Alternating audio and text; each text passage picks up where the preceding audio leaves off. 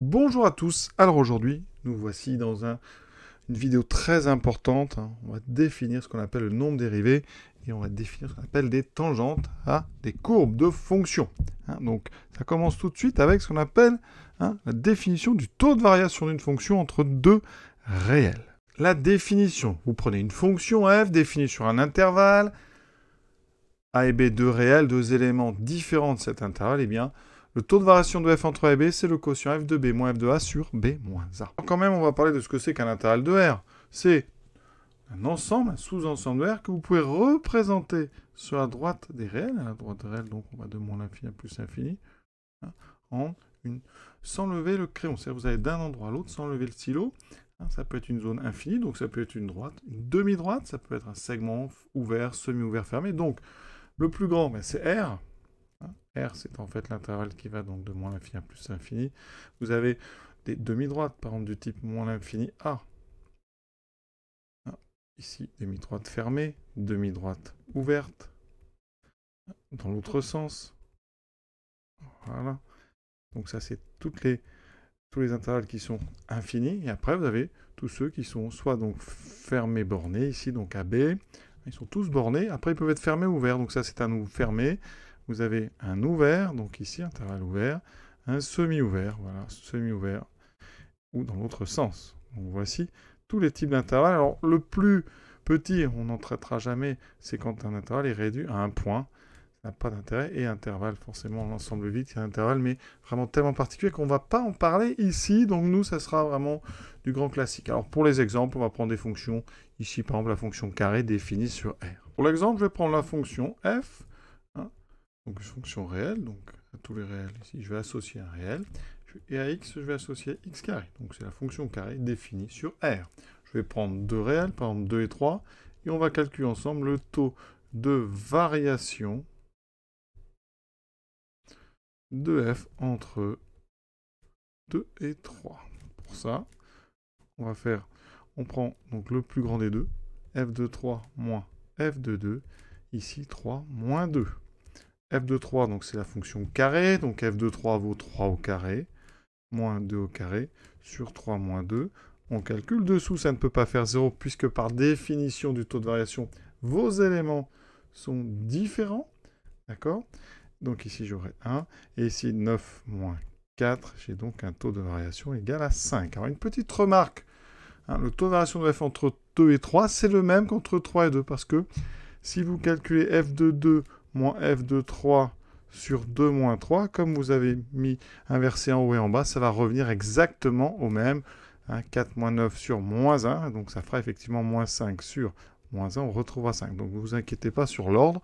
En général, on s'arrange pour avoir au dénominateur une soustraction qui donne un nombre positif. Donc on prend le plus grand d'abord, c'est pour ça que j'ai commencé par 3. On va être amené très souvent à calculer un taux de variation très particulier entre A, donc il faudra prendre un nombre A, donc ici appartenant à l'intervalle, donc ici c'est R, et un autre, A plus H, avec A plus H qui doit appartenir à R, donc ici c'est le cas, et on doit prendre H non nul. Vous allez voir pourquoi, je vous expliquerai tout ça. Ici, vous avez compris, ça fera donc F de A plus H moins F de A sur A plus H moins A.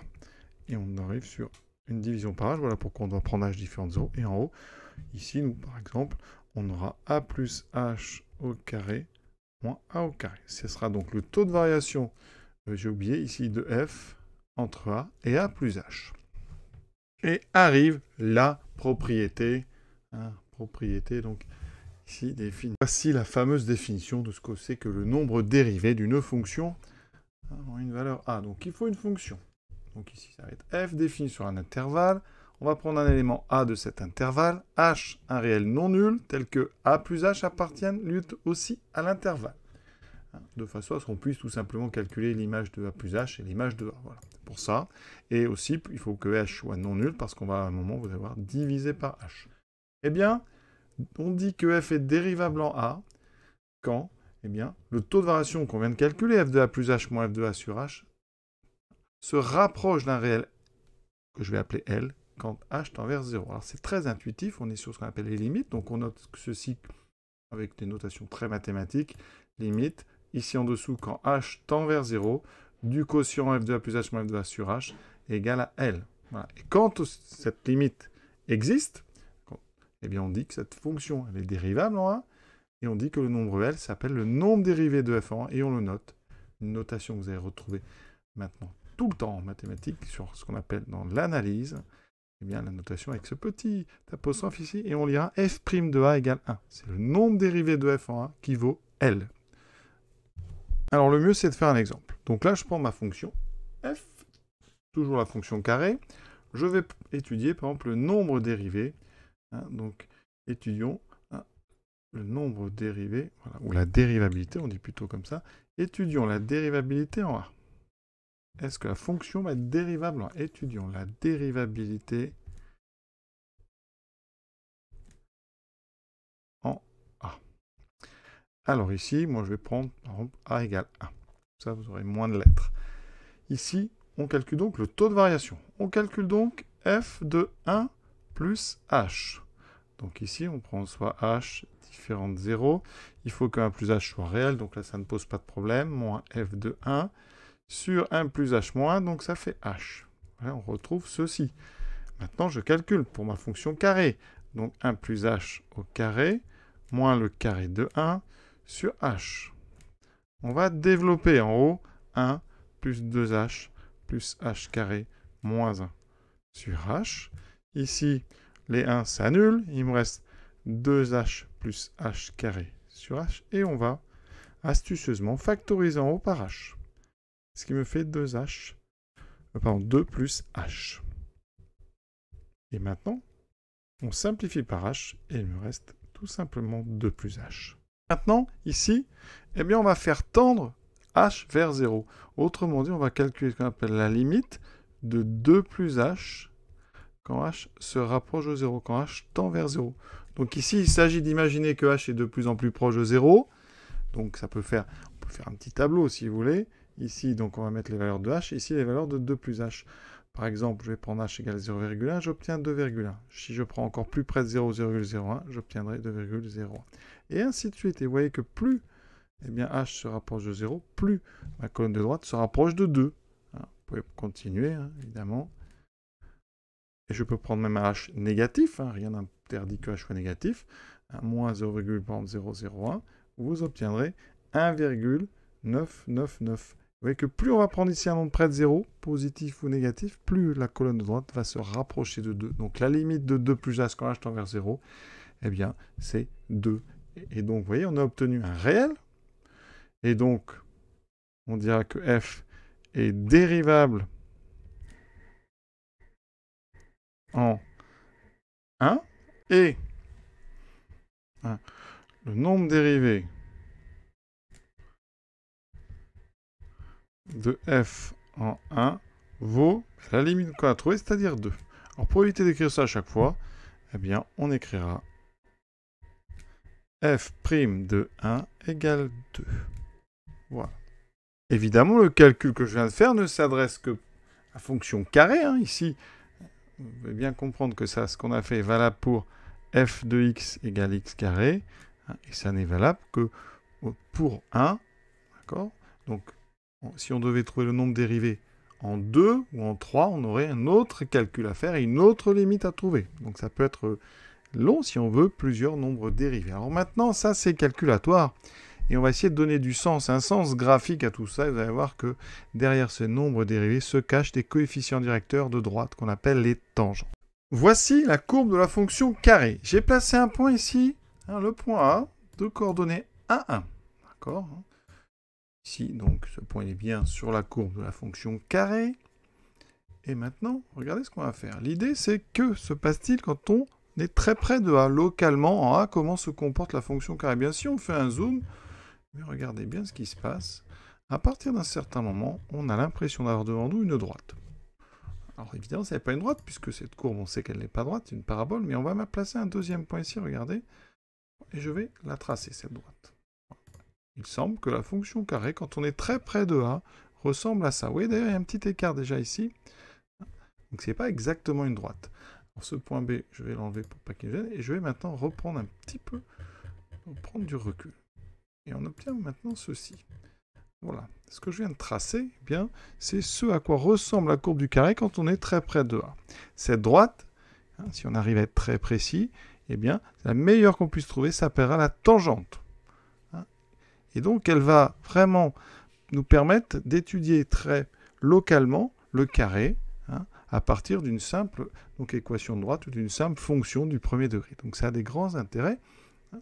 Et donc, l'idée, c'est l'idée du chapitre, c'est d'aller chercher comment est-ce qu'on pourrait avoir cette droite et son coefficient directeur, hein, par des moyens de calcul et non des moyens de graphique comme ici GeoGebra.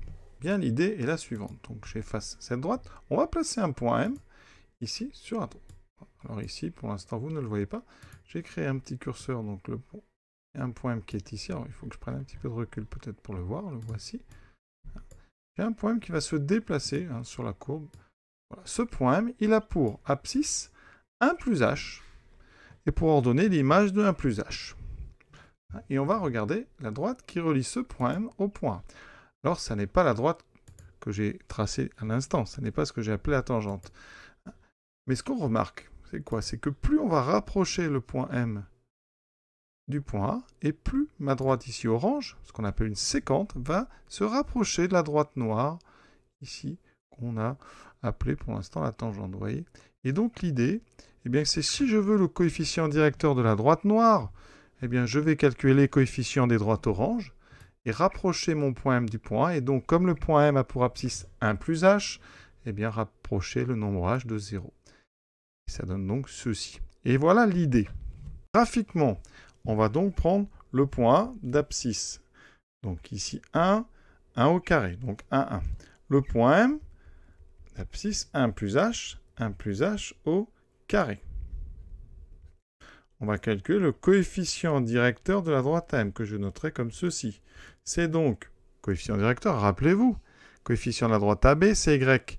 B moins YA sur XB moins XA. Donc, on reconnaît ici 1 plus h au carré, moins l'ordonnée de A qui est 1 au carré, sur l'abscisse de M, moins l'abscisse de A. Et on retrouve exactement le taux de variation qu'on a calculé tout à l'heure, vous voyez. Et donc, on va retrouver en développant, eh bien, 2 plus h. Et donc, je vous l'ai dit, en fait, M, eh bien, on va le rapprocher de A. Hein, et en rapprochant M de A, eh bien, on est obligé, en fait, de rapprocher h de 0. Ce qui fait que le coefficient donc, de AM va se rapprocher de 2, c'est la limite qu'on avait calculée, et la droite AM se rapproche d'une droite qu'on va appeler la tangente à la courbe de f, donc j'appelle CF, au point A. Et donc, en chaque point de notre parabole, en fait, on va avoir une tangente. Et son coefficient directeur, eh bien, ça sera le nombre dérivé qu'on aura calculé par ici un quotient et le passage à la limite en faisant tendre le petit h vers 0. Donc, si on doit généraliser ici, on ne va pas prendre toujours 1. On va prendre notre... Ici, donc j'efface tout ça, je le referai au fur et à mesure. Ici, on va prendre un point A, d'abscisse petit a, d'ordonnée f de a, puisque je m'adresserai à la fonction f. Un point M d'abscisse a plus h, d'ordonnée, alors il n'y aura plus le carré, puisque ça sera une fonction qui peut être le cube, qui peut être le cosinus, etc. Je mettrai donc ici f de a plus h. Et on va être amené donc à calculer le coefficient directeur de cette droite M, qui sera f de a plus h moins f de a, sur a plus h moins a, c'est-à-dire sur h. Et ça, c'est toujours le même taux de variation, hein, entre a plus h et a.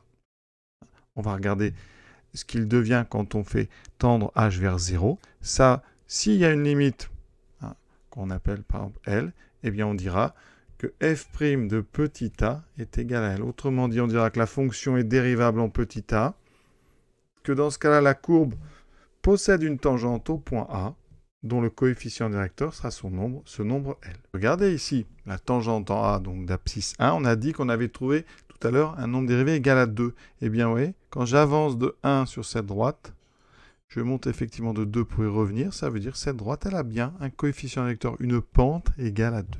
Mais du coup, vous trouverez toujours soit M les points d'abscisse, donc petit a plus h étant non nul. Les points A et M ont pour coordonnées donc petit a f de a pour le point A, petit a plus h, f de petit a plus h pour le point M. Le coefficient directeur de la droite AM va être ce fameux taux d'accroissement de f entre a plus h et a. Et on dira que lorsque h tend vers 0, si ce quotient tend vers un réel L, eh bien on le notera f' de a. Et on dira que c'est le nombre dérivé de f en a. D'accord? Et géométriquement, ça veut dire que la droite AM tendra vers la tangente à la courbe C au point A. Et cette droite, justement, en fait, on lui donne ce nom de tangente. Eh bien, c'est la droite qui passe par le point A et qui a pour coefficient directeur f' de a. C'est sa définition, en fait. Et quand on aura donc eh bien, f' dérivable en, f dérivable en a, c'est-à-dire quand la limite du taux de variation de f entre a plus h et a eh bien, tend vers un réel L, eh bien, ce réel f' de a s'appellera le coefficient directeur de la tangente à la courbe représentative de f au point d'abscisse petit a. C'est bien long, mais il faudra s'habituer. On ne peut pas toujours avoir des notations et du vocabulaire trop court. Je vous propose de faire la même chose pour 2, c'est-à-dire on va chercher le nombre dérivé de la fonction carré en 2. Donc je place le point A d'abscisse 2, d'ordonnée 4, mon point M en autre part sur la courbe, et on va rapprocher le point M du point A, d'accord, comme ceci. Et quand on est très près, on a une idée quand même assez précise de ce qu'est la tangente. Alors ici, on va regarder la pente. Quand j'avance de 1, ici je monte de 1, 2. Donc, le nombre dérivé semble être 2. Alors comment on va faire ça par le calcul? Je vous montre ça tout de suite. Il s'agit donc de la dérivabilité de la fonction carré en 2. Pour ça, tout de suite, on calcule f de 2 plus h, moins f de 2, sur 2 plus h moins 2, c'est-à-dire sur h. Ça veut dire qu'ici, on considère h différent de 0. Pas de problème. 2 plus h et 2 sont bien réels. Je peux donc calculer leur carré. J'aurai donc 2 plus h au carré moins 2 au carré. C'est un petit peu différent parce que ici, on va avoir 4 plus le double produit 4h plus h carré moins 4. Comme tout à l'heure, les 4 ici disparaissent. Il me reste 4 petites h plus h carré sur h. On factorise en haut par h. Cette fois-ci, j'ai 4 plus h dans la parenthèse. Et une fois qu'on simplifie, il me reste 4 plus h. Et on a, maintenant, vous avez compris, on va faire tendre h vers 0. Donc, vers quoi se rapproche 4 plus h quand h devient très proche de 0? Eh bien, intuitivement, on voit bien, on devine que ça se rapproche de 4. D'accord? Et donc ici, on dit que la fonction carré f, ici, est dérivable en 2, et son nombre dérivé, f' de 2, on vient de trouver, est égal à 4. Autrement dit, sa courbe, la courbe de la fonction carré, possède au point, donc que je vais appeler A de coordonnées donc 2, 4, une tangente de pente 4. Tout à l'heure, j'ai annoncé un nombre, un coefficient directeur égal à 2. Pourquoi? J'avais uniquement compté les carreaux. Il faut faire attention, ici on a trouvé 4. Pourquoi? Eh bien, l'unité graphique ici était de 2 unités. Donc effectivement, quand j'avançais d'une unité horizontale, il aurait fallu que je compte 4 unités verticales. Donc effectivement, on a bien une droite ici qui semble avoir une pente de 4. J'avance de 1, je monte de 4. Et vous voyez, on a trouvé cette pente par un calcul de taux de variation entre 2 plus h et 2.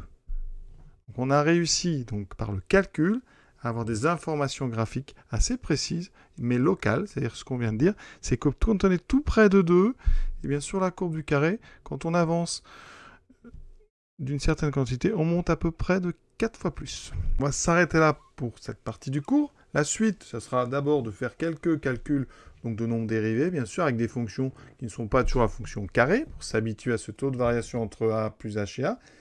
Et ensuite, prochaine partie de cours, ça sera l'équation de la tangente. On a trouvé ici son coefficient directeur, donc f' de a, et on va la définir comme étant la droite qui a pour coefficient directeur f' de a, et qui passe par le point A. Et l'équation, il faudra la prendre par cœur. Donc on la démontrera. C'est y égale f' de a fois x moins a plus f de a. À très bientôt.